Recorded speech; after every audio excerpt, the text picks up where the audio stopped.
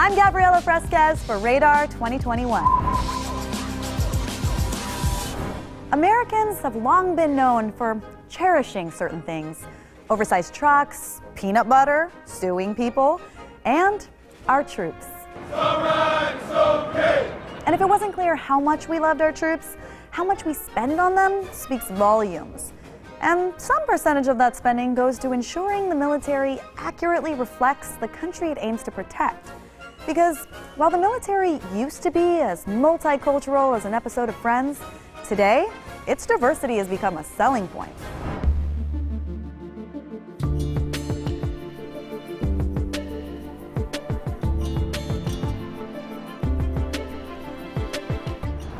That's the Army's latest recruitment video, which features soldiers from diverse backgrounds in order to appeal to a wide array of candidates.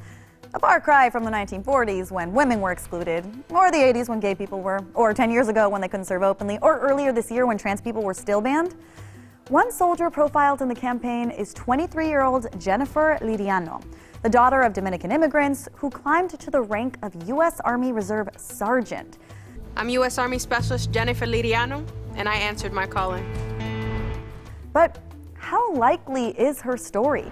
One of the Army's biggest strengths, over the last, 12 years of my own service, I've seen the Army become a more diverse fighting force, more females inside the fighting force, more different ethnicities, different backgrounds. The Army has a stigma for sure. People think the Army and they have that quintessential soldier in their mind, the typical white male that might be from like Idaho, who played football in high school, but that's really not everyone's story in the Army. That's honestly the minority, I think. Most of the people that I've met in the service have been people from, Hispanic backgrounds, African American backgrounds. Myself, I'm Arab, so we come from all over, and more often than not, you encounter guys just like us, and it's time, given the social economic situation that we're facing in the United States, this is the time I think now to say, hey, this is what the Army is. We need to get rid of that stigma and really represent who we are in the Army, which is the people. Latinxes make up 17% of all enlisted military members, a stat consistent with the overall U.S. population, but only make up 8% of leadership. As rank increases, representation drops. Currently, I serve in the U.S. Army Reserve as a 31 Bravo specialist.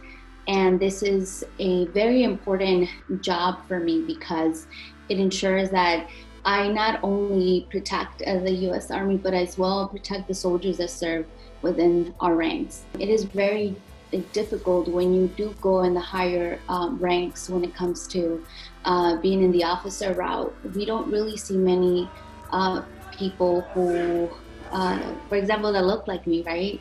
And it's usually because there has to be more support to ensure that people who are on the enlisted route can one day get there to the higher ranks, can one day be an officer. I wanted to know what was happening, why was there not much representation as well within our higher ranks. I was able to see that some of the factors that contributed to this was because of education, because of citizenship, but as well because there was no guidance.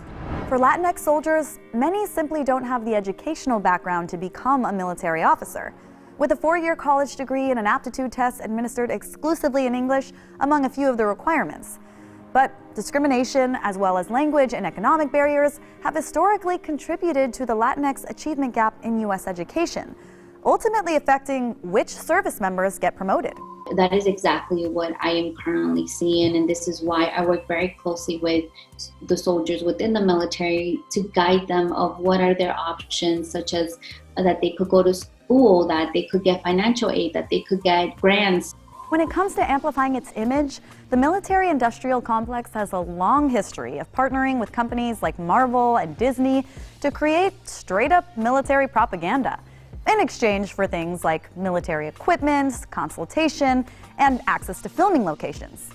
But the latest military recruitment strategy is meeting Gen Z, the next group of potential service members, right where they live, online, especially on the live streaming platform Twitch, where kids ages 13 and up log on to play or to watch other people play or chat. Or can someone please explain Twitch? Sure thing, Gabby. Twitch is a platform that lets streamers build communities around their passions and talents. It also lets viewers interact with those streamers, where they can talk to them through Twitch chat, they can be there for the hype moments, and they can even support their favorite streamers through donations or even subscriptions. Twitch users watched over 5 billion hours of streams between April and June of 2020, up more than 50% from the previous quarter, right at the peak of our pandemic-induced staycations.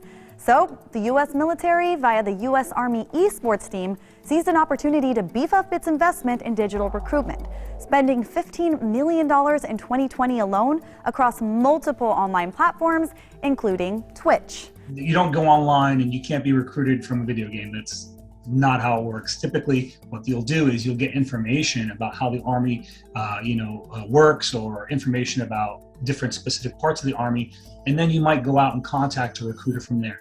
More to the point, that esports division, it's a part of our United States Army Recruiting Command. They're a great asset because they're like just an awareness platform, and it's really cool. It's a way to reach out to the community. So as far as the age question, that's an easy one. Again, our job as recruiters and career counselors is to contact people and make sure they're qualified to join the United States Army. And if they're underage, we just establish a relationship. It'll be more like, hey, what do you want to know about the Army? What can I teach you? How can I help you bring that information back to your community? And you can help us teach others about the Army.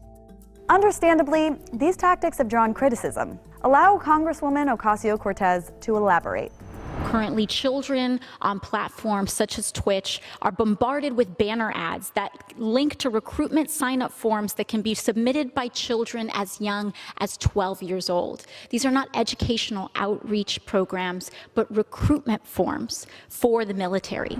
And it's not just AOC who's calling this out. For years, the ethics of the military's recruitment strategies have been questioned, giving rise to an entire counter-military recruitment movement.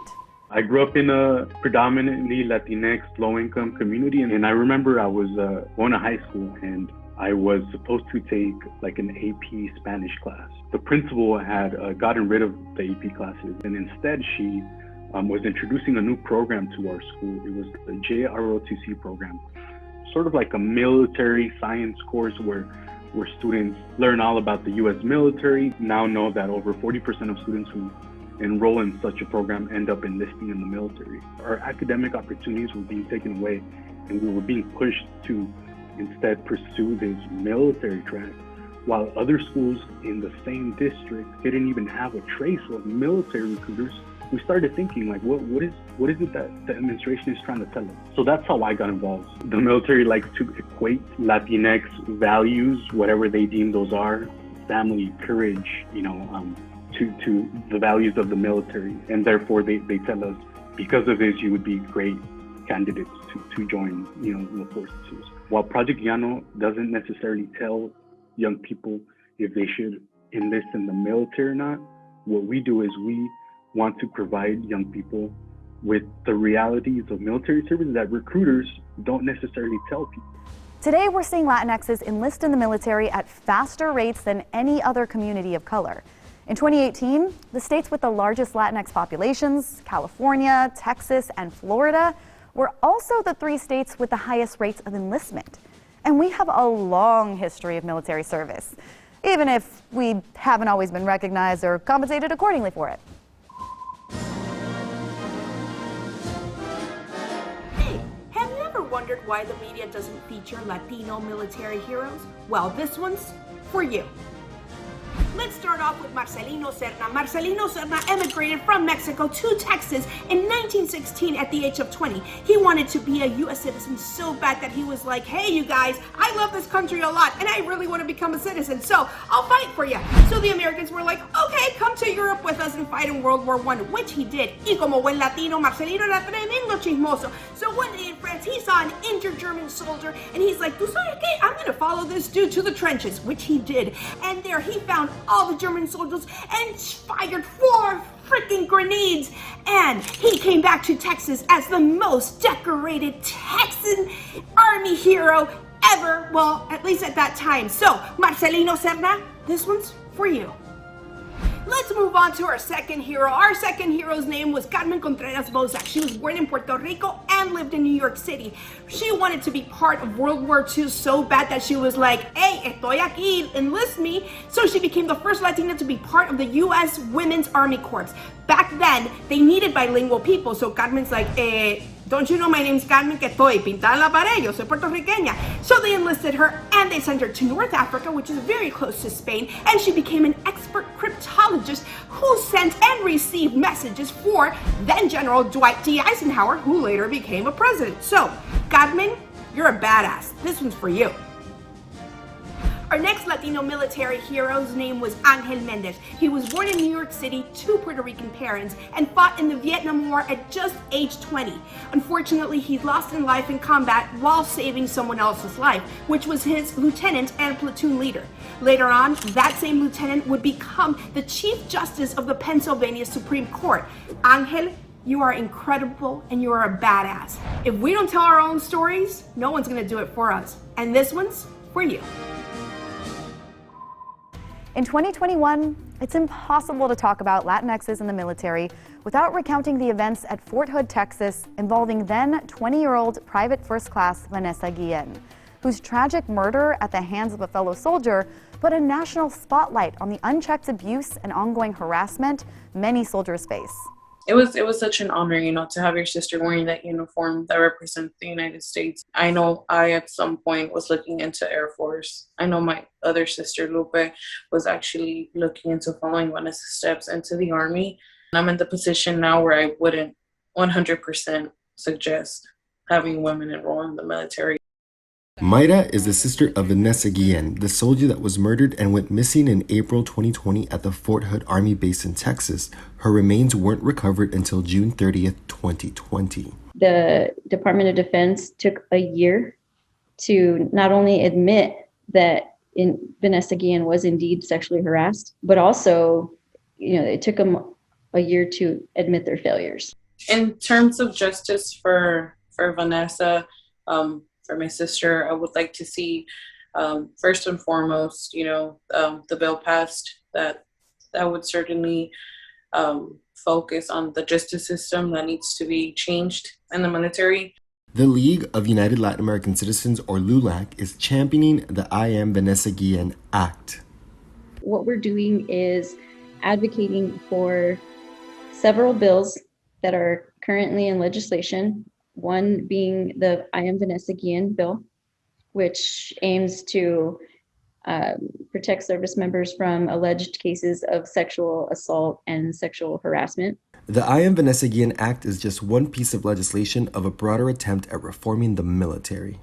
We are also supporting the Military Justice Improvement Act, also the Brandon Act, which is a suicide prevention bill. And also our subcommittee advocates for deported veterans. I would really like for the military to take ownership and acknowledge that there is a problem.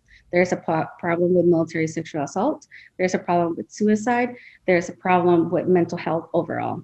In fact, LULAC has urged for Latinas not to join the military until this legislation goes through. The military relies very heavily on our Latino community for their recruits. If you can't, or if you won't protect us, then we're not going to encourage recruits. Vanessa Guillen's story has drawn attention from lawmakers, celebrities, and public figures, and has drawn particular outrage from Latinxes and women in the military. Although you don't need to be either to be angry about it. I was so moved. I was invested in finding Vanessa, and a part of me was really hoping that we were going to find Vanessa alive. And I remember when I got the news that our soldier was found and she was not found alive.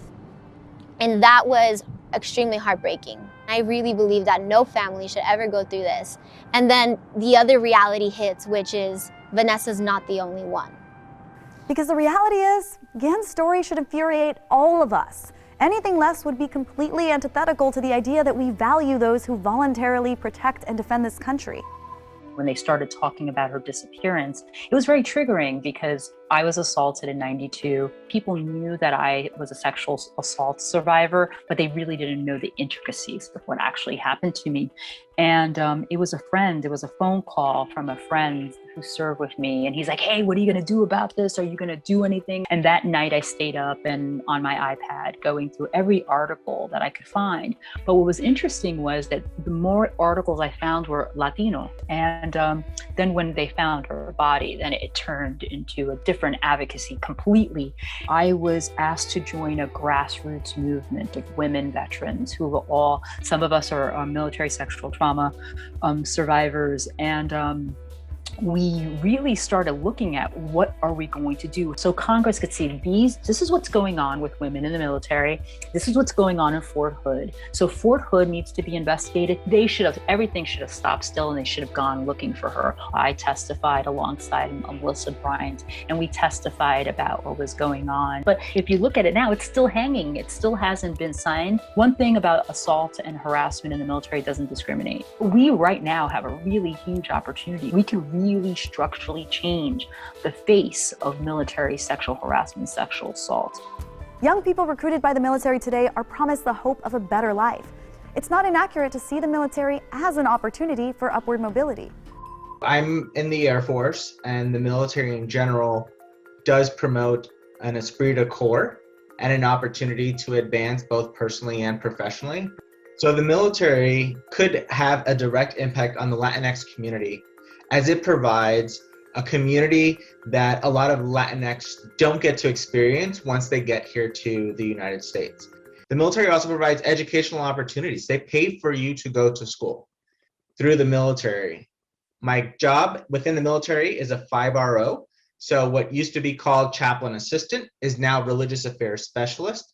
I served under Don't Ask, Don't Tell. And being a gay man, I lived multiple personas because I couldn't live my best life and my true life under Don't Ask, Don't Tell for obvious reasons.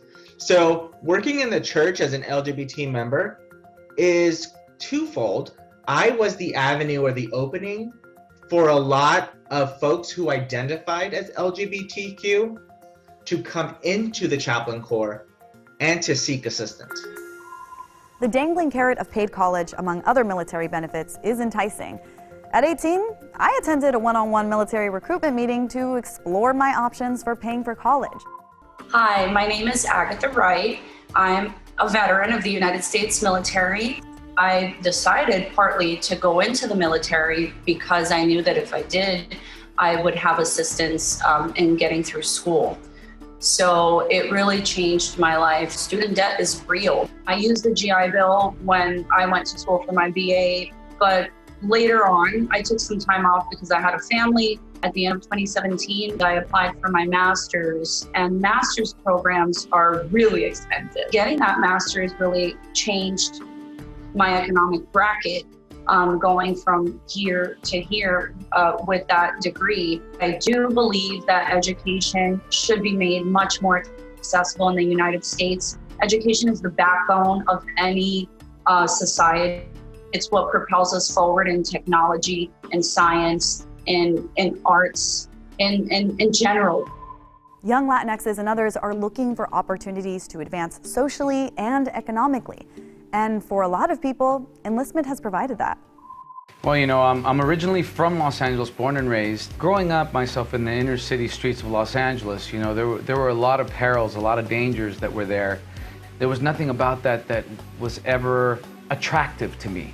So I steered clear of it. However, I did see a lot of childhood friends go down that dark path, and unfortunately, you know, lost a few of them along the way.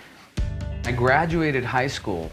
I graduated on a Thursday, and 3 or 4 days later, I was on my way to boot camp in San Diego. And we literally spent, I think, 48 to 72 hours with little to no sleep. So we were completely disoriented, but I'm certainly glad that I made it through and that I was able to excel for sure. Oddly enough, the roles that I find to be the most fun are the bad guys. And I had the opportunity to be on a TV series called The Last Ship with Eric Dane.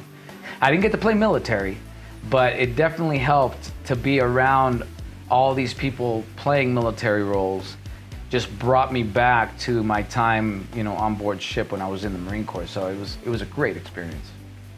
The military certainly can give you a sense of discipline, a sense of achievement, and also provide you an education that you can still transition into when you're done in the military into the civilian worlds. And certainly when you're trying to get out of a neighborhood such as the neighborhood I grew up in, where there was so much gang violence, it certainly kept me out of that as well, and I'm so thankful. As Americans, it feels like we're not allowed to say anything bad about the military. And given the dangerous and often deadly situations service members are forced to confront, our loyalty as citizens is expected, if not assumed. But where there's limitless praise and eternal deference, the same public skepticism we'd apply to other tax-funded American institutions is frequently absent. And that's not good for anyone, least of all, our troops. I'm Gabriela Fresquez for Radar 2021.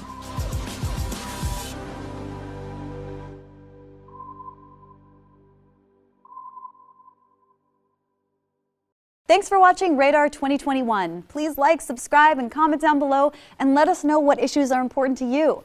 Because let's be honest, there are a lot of issues to choose from. So many.